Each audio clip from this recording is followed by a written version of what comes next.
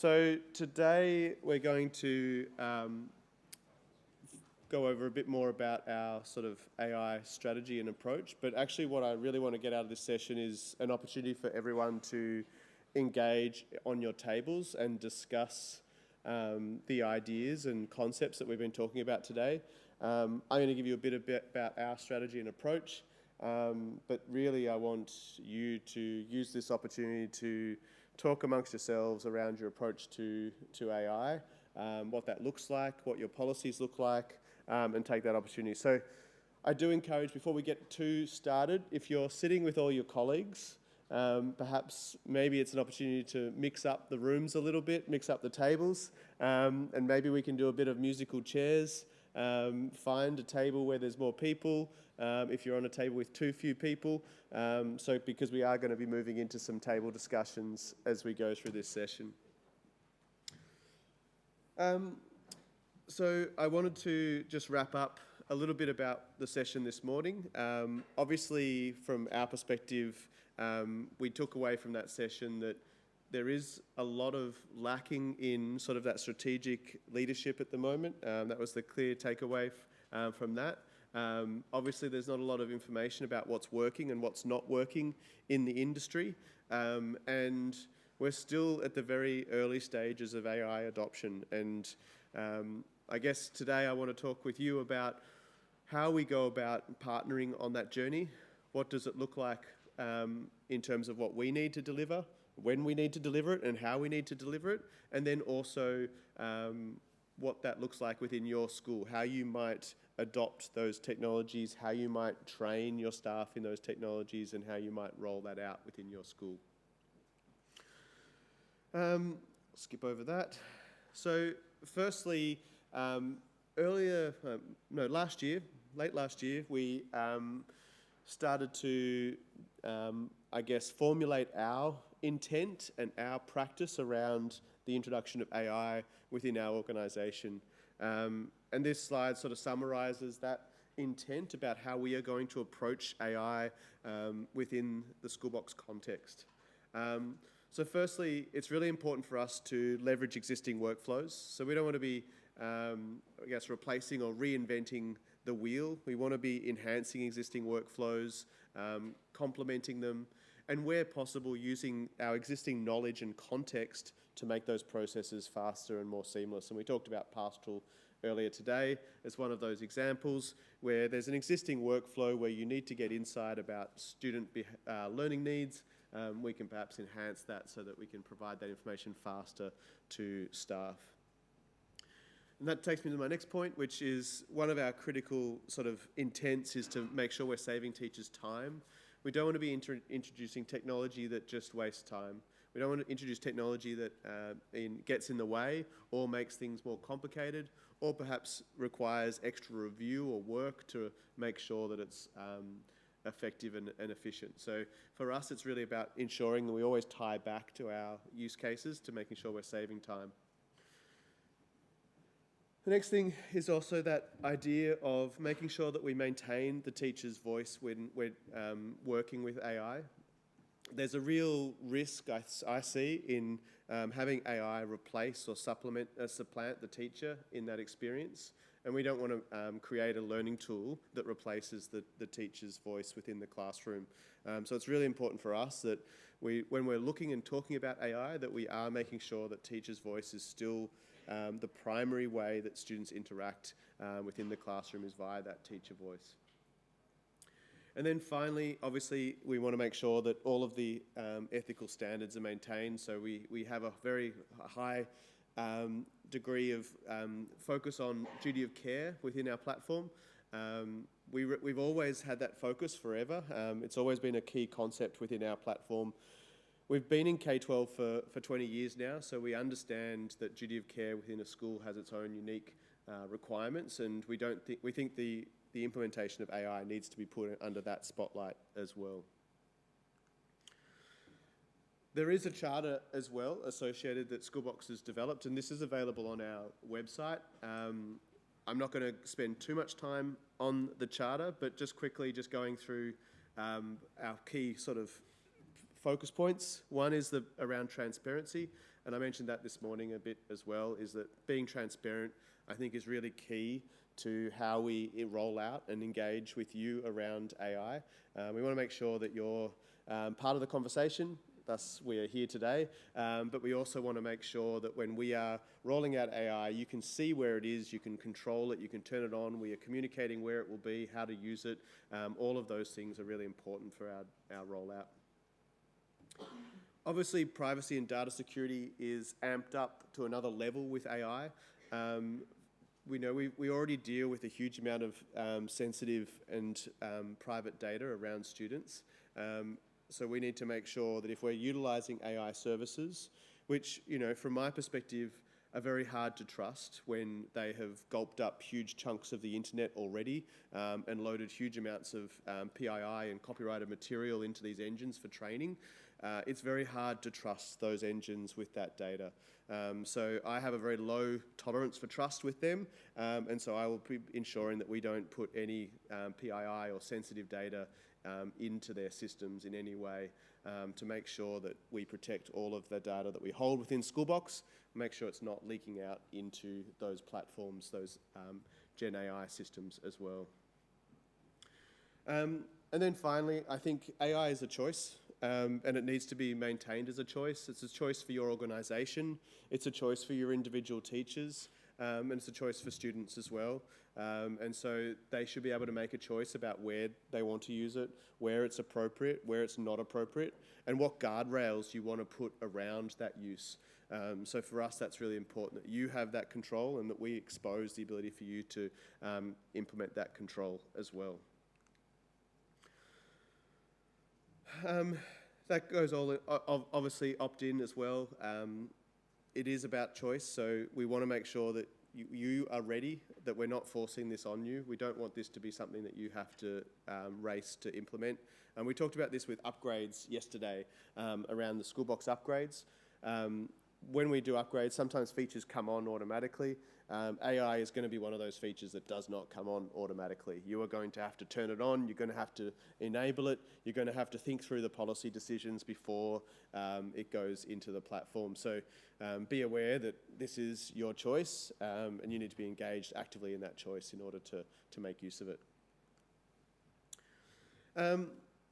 It goes without saying that AI is continuously changing. Every month there's a new model coming out, and we have to keep track of all of those models and how they're changing and how their behaviours are changing. So we need to keep track of what those impacts are, what that means. Something that we did and implemented 6 months ago or 12 months ago may not be functioning the same way as it does now with the new modern models, 4.1, or whatever model we're using today. So we do have to continually review and adapt to make sure that we're maintaining best practices and our models are behaving the way they should be behaving in this space as well. And of course, in the bigger macro environment, there is governments are making legislation. The EU has got legislation.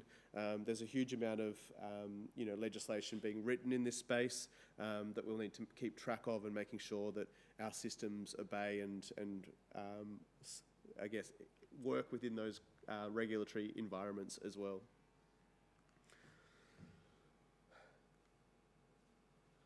So one of the things that is a key talking point for us with AI is the costs of AI. And Schoolbox has adopted a BYOD model with the implementation of AI within the Schoolbox platform. I talked about choice, I talked about opt-in. The BYOD model is a representation of that in our charter, is the idea of being able to choose your model, choose your cost model, and choose your approach to how you want to roll out AI within your platform. So we really want to have you have control over this. But what this means is that you do need to make some decisions here and think about how you enable AI within the platform. So just a quick overview here of what's going on this slide. So firstly, we support two different OpenAI endpoints. One is inside the Azure, Microsoft Azure tenancy. So if you already have a Microsoft Azure tenancy, you can spin up an OpenAI endpoint within that tenancy and deliver that through your existing Microsoft tenancy agreement, and billing and all of that will exist within that environment.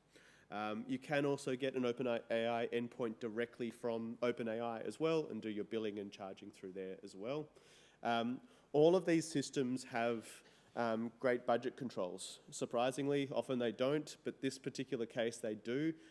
So you are able to do things like set rate limits, set total spends, so you can control how the usage is billed, but they are all usage-based billing. What that means is the more you use, the more you pay, but the prices are surprisingly low. And the reason this is always surprising to people, I think, is because you're used to buying AI tools from vendors who are marking up their usage costs and charging you for the worst case scenario, but you're going to be paying per usage. So you'll probably find that the pricing is surprisingly low. And from what we've seen so far, for most schools, it's well under $600 a year for providing those AI services within the platform. So it is surprisingly cheap. That's probably not going to stay the same as we develop more and more AI tools and usage increases, and PD in your school means more users are using it. That figure may change. You may see increased usage, and I hope to see increased usage because that hopefully translates to improved productivity. But just be aware that that's how that billing will sort of work within your platform. We do support 4.1 and 4.0, 4.0, I think that was the scheme. I'm generally recommending 4.1-mini for most cases at the moment. Some schools are using 4.1. It depends on what your scenario might be. I think 4.1 is a bit better for bigger things like lesson plans, whereas 4.1 mini is fine for most other cases, grammar checking and translation and things like that. You'll see down the bottom is image generation. This is a little bit of a sneak peek that image generation is coming in the next release. So image generation will allow you to generate images using AI within the Schoolbox platform. And at the moment, we estimate that's around 20 cents per image. So just an estimated cost on that. When I talk about that later today, you'll have the background now of what that's going to cost, because I won't have time later on today to talk about that probably. All right, so now I actually want to have some conversations and some table conversations. And while you're having the conversations, I'm going to walk around, or I'm going to get some of our team to walk around, and we're going to try and we've got about, I think, 5 or 6 questions here. So each question, I've got 40 minutes, so I'm going to probably spend about 5-6 minutes per question, about 5 minutes having a discussion per question, and then I'm going to ask for a person from a couple of tables just to summate the conversation and perhaps give me some feedback around the question. So opportunity for us all to share our discussions and also to talk amongst ourselves about what's working, what's not working. So firstly, first question, an easy one. What AI has been implemented at your school, and has it been successful? So I'll give you an opportunity to talk, and in 5 minutes I'll grab some people to perhaps give us some examples of things that worked well. All right, everyone, if I could get everyone's attention for just a minute. So I hope you all had some good discussions. What I want to do is grab maybe 2 or 3 tables, and someone to put their hand up on a table and to give a bit of a summary of what tools have been used and what was effective and what wasn't effective. Maybe not specific vendors or anything like that, but maybe perhaps give me like the way the tool was used, maybe how it was used, whether it was used for lesson planning or used for curriculum development or for chatbots or for searching or whatever the context might be. Maybe we focus on what are the contexts that you've used them in and whether that was effective or not. Can I get a table to start? I'll share one of the discussions that we spoke about, how there was, we're trying to to use the product capacity of Schoolbox, but there might be a disconnect in our school system around what their preferred AI vendor would be and how we navigate that and how we try to build excitement and capacity in our staff without having the ability to turn on the AI features of Schoolbox because it's not their preferred vendor. So it's just one of those challenges that we've been facing in a few of our schools on this table. Can I just get let's do a little assessment of preferred vendors, because we obviously there's probably 3 main Gen AI models really, I guess, that are probably usable in this context. So we'll just go through the 3. So OpenAI, can I get a hands up if that's your preferred model? We've got a few. What about Gemini? Have we got a few for Gemini? And what about like Anthropic or Claude or something like that? A couple there at the back. Okay. So obviously all of the models have different strengths and weaknesses, and some of the times I think preferred model is probably tied to your ecosystem a little bit. I know that we have some Google schools and we have some Microsoft schools, and that's probably going to dictate the preferred. Is that what I guess what the question is, what is driving the preferred Gen AI engine for you? Part of the conversation here was about governance, so being a part of a particular group of schools and the approved tooling. Yep. What's acceptable use? So does that mean that someone's providing you from another engine that they've built themselves that's not one of the big 3? Is that sort of what you're saying? Yeah. We're looking at Copilot. Copilot's part of the Microsoft suite, and because we already have a Microsoft agreement, they're saying, well, if that's already there, that's what we need to use. Okay. Yeah, let me address that, because that's a question that comes up quite a lot. So you do need to differentiate between Copilot, which is a chatbot, and a Gen AI engine, and they are 2 different things. In fact, Copilot is actually running on OpenAI under the hood. And so what we're really talking about is if you prefer Copilot, you're actually talking about OpenAI GPT, probably 4.1 at this stage, I imagine Copilot's running on. And yeah, Schoolbox has got the same relationship as, Schoolbox has got the same relationship to the underlying engine as Copilot has to its underlying engine as well. So Copilot is just a brand name for a chat interface for Microsoft, but it's not actually an engine in itself. And so when we're talking about the engine and bringing your own engine, we are talking about that underlying engine. The good news is that Microsoft does provide the OpenAI engine in their own environment as well. So I appreciate that it's licensed differently, but ultimately it's actually probably going to end up saving you money because we're charging you at wholesale rates, or you're paying wholesale rates for the engine and not paying the marked up price for the Copilot service, which has all of the other costs built into it. So I appreciate the distinction and the difference. It's a good question, because that does come up a bit as a question, like, can we use Copilot? Well, Copilot doesn't have an API. It's not an engine. It's a chat service that is embedded within the Microsoft tools, similar to us embedding a chat service within Schoolbox. We could do the same thing, and ultimately it would be running on our engine that you plug in as well. Yeah, I understand that. Yeah, but I mean, going back to the costs, they're not huge.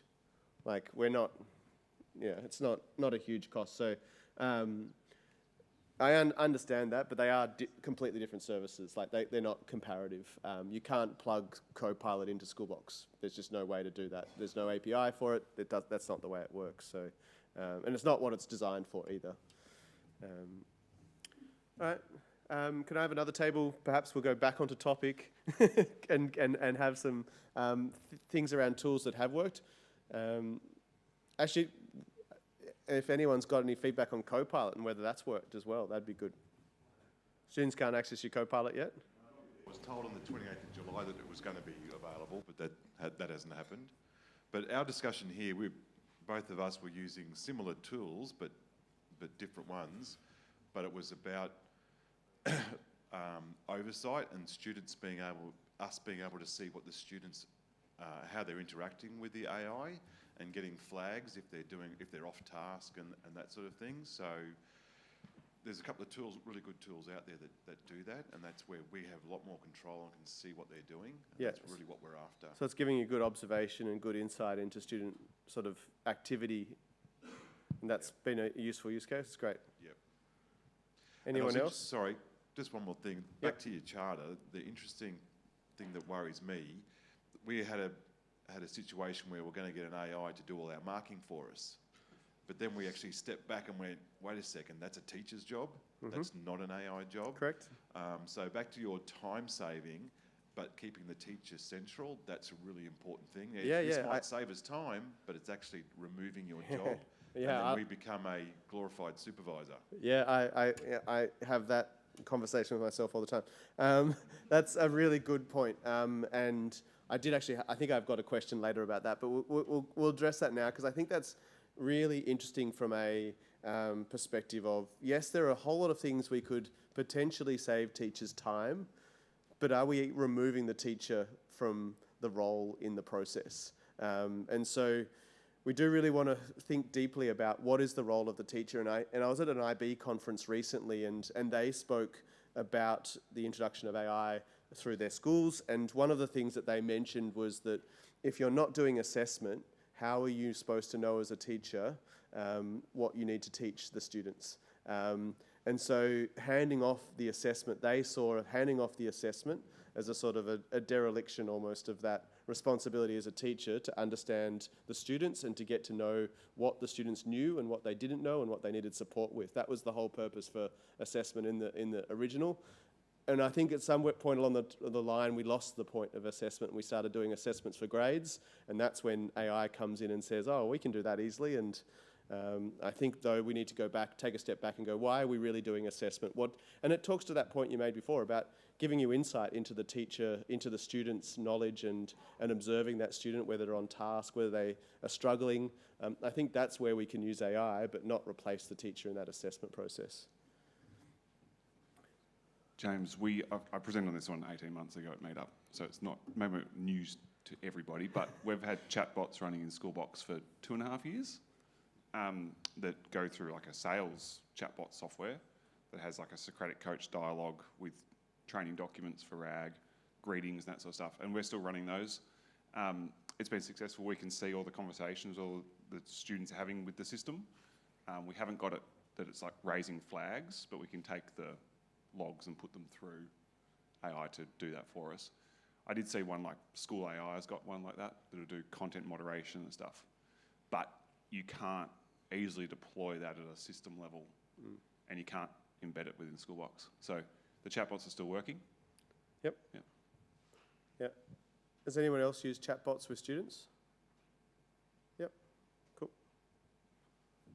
There's Andrew Norwood at the back. Hi.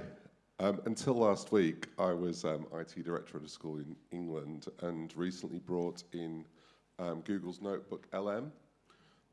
So although I absolutely agree with the conversation that happened about assessment, I think an interesting use case with something like that, that's where you can actually upload your own documents and ground that AI in your own information. So at the revision stage, where the oldest pupils were revising for their exams, what we actually got them to do was to put in the mark scheme, the examiner's report, the spec of a course into Notebook LM, upload their model answers that they'd done to get feedback. And it was very good. We did some judgment. We marked it and AI marked it. And even in complex questions where it was rubric grading, where bands were given, it was agreeing with what we were saying, and it was giving feedback that was significantly detailed about how they could make next steps. So although I don't think that should replace the teacher doing assessment, I think that's an interesting use case where it might support the student in their revision practices. Yeah, definitely. I think that idea of coaching and providing feedback is certainly really valuable. And certainly when we think about getting more one-on-one time and one-on-one feedback with students, if we can provide students with more feedback, I think we're going to be in a much better space. So yeah, I agree with that from that perspective. But then giving the teachers the oversight over that is critical, and making sure that teachers can review and moderate and assess whether that AI is providing the right feedback and the correct feedback. All right, we'll move on. So I think we've already talked about a few benefits and risks, but I'll give you an opportunity.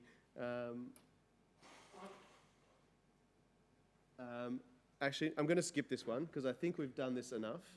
I'm going to go on to the next one. So what I want you to discuss now is your school's AI policy. We heard Mary Lou this morning talk about this extensive policy that they had in place. But I want to give you the opportunity now to talk amongst your table around what policies you have in place, what does it look like, what does it cover, and how is that being used and received within the school? And is it led by executive or is it something that comes out of somewhere else? All right, I might call everyone back to the room. I always hate breaking up these conversations because they're such great conversations. But if perhaps we could get some people to give us some insights that they want to share from their table.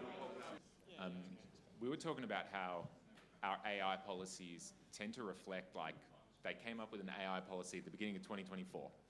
And it's like the landscape changes so much that I think we need to step back more and look at, like, more philosophically, how do we want to utilize it?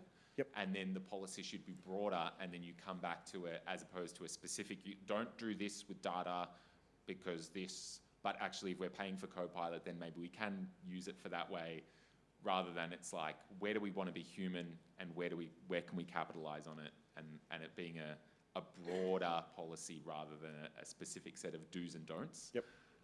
Because we were looking at some of the things the state government recommends not to do, and I'm like, don't let the kids see that because that'll just give them a list of things that they're going to try. Yeah, I thought the state government was a good attempt, but yeah, it is a bit of a list of bad things. Can I get someone to add to that in terms of their policy positioning? Up the back. Yeah. So my school hasn't got an AI policy yet, and we're sort of having some discussions around the table as to whether that was something that you really need to have, because AI is sort of infiltrating a lot of different areas of school life. So having a single AI policy doesn't make a whole lot of sense to us. Steve, you're at Ivanhoe, right? They've started from having a position on where they stand with AI, and I think that's a really good way to go about it. Where do we think about AI philosophically speaking, ethically speaking? And then when you're developing all of your policies from then on out, are they consistent with your position on AI? Getting all your stakeholders to feed into that grounding position to begin with. Your parents, your students, everyone having a voice in that, and then everything flowing out from that. And that made a lot of sense to me, so I think that's a good way to pursue it. Yep, obviously that's pretty similar to what we've done as well. We don't have like a hard and fast policy. We have a charter, and that gives us sort of a framework that can adapt to the changes that happen. Like, one of the things we thought about a lot when we were writing the charter is like, what's going to happen in 12 months? What's going to happen in 24 months? And will this charter still be relevant, or are we going to be questioning our charter? So you really need to think about your intent and what you're trying to get out, rather than the tools and the technology itself. I think that's really important. Anyone else want to add to that? The conversation that we had was fairly consistent across schools and contexts, in that initially the approach to AI policy was primarily directed at academic integrity, and sort of just trying to get your head around, well, what is and is not AI misuse when it comes to assessment. For me, in my context, we were pressured in some cases to go a step further and develop a bit of an AI policy more broadly, addressing even sort of pastoral elements around the use of AI software to manipulate voices, images, likenesses of staff and students. Unfortunately, we did have a bit of a test case and needed to have a position on it. So that came from me as the digital learning director in that sense, but our leadership has been very supportive, but they are also not experts in this space, and they do rely on outside advice significantly. We have since developed probably what is more of a charter / position around the philosophical approach to AI, around how we approach it, recognising the need to train students on how to use it properly. It's now become part of our formation program as well, that we do some prompt engineering, just helping them to understand the risks and benefits, do's and don'ts, don't put your personal information into it, and so on. That's been quite well received. We've got a school council that is also made up primarily of industry professionals who are all saying we need employees who are well versed in how to use AI software. So it is absolutely imperative that you are teaching your students how to do it. So the pressure is significant. For us, we are a Queensland school. Our studies authority is useless. Yep. True, and I say that in the nicest possible way. They're just. Did they just roll out an AI system to all state school students though?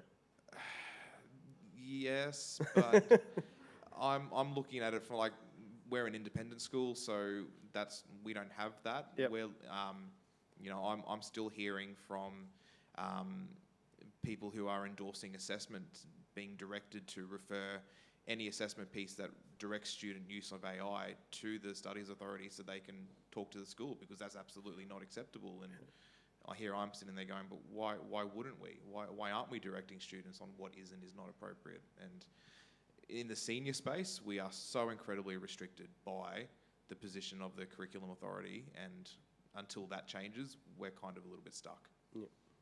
Okay. All right. The final one here, James, was One more? just over here. We were just talking about it and making sure that the policy was consumable and usable for people, because it is usually a live document that's 20 odd pages long. Actually putting a chatbot on top of it to ask them, are we allowed to do this? And making sure that, making sure that you can check without having to read through 20 pages of content. Yep. All right. So we've only got time for sort of one more sort of discussion before we break for lunch. So I've got two questions here. How do we maintain authenticity and duty of care? So this is back to that idea of teacher voice and ensuring that we maintain the duty of care of students. One of the things that I think deeply about is one of the responsibilities with Schoolbox is that students are already going out and using AI in the wild. And so there is almost an onus on us from a duty of care perspective to provide them those tools in a safe environment. So it's an interesting thing. Like, we could put our head in the sand and say, let's not do AI, but then we run into the situation where the students go off into unsafe spaces and use AI in an unsafe way. So we have a real tension here around what is the right way, what is the right approach to providing AI to students. I'd like for you to sort of spend the last sort of 5 minutes discussing the concept of duty of care within AI systems, and also I guess the authenticity of teacher voice within your use cases. The development of content and material utilizing AI. How do you maintain that school voice perspective inside those documents if they've just been created with an AI generator? All right, I might pull everyone back because I think we all probably want to get to lunch. So I'll just grab a couple of points from the tables. If we could do this quickly, we can all get out to lunch in the next few minutes. So can I just get a show of a hand from perhaps a table that hasn't spoken already? What you talked about on your table, and what were the thoughts you had at the back? Hi, so we're just talking about how sometimes it's difficult to know if staff actually understand AI themselves, and therefore whether they can actually police it and to maintain that duty of care.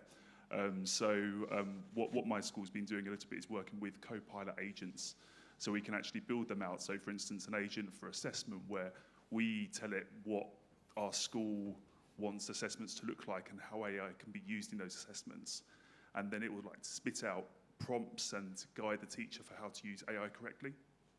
Yep. So yeah, that's all within Copilot agents. That's cool. It's a good idea. Anyone else want to add to the conversation? I was just going to say that that's exactly what we did to the building agents, but then you can tailor it to your school and your community, and it can be different rather than, you have sectors rolling out these chatbots across the whole sector, but they're not going to suit every school within their sector or be suitable for the students that they have. So I think the agents is a really good solution. Yeah.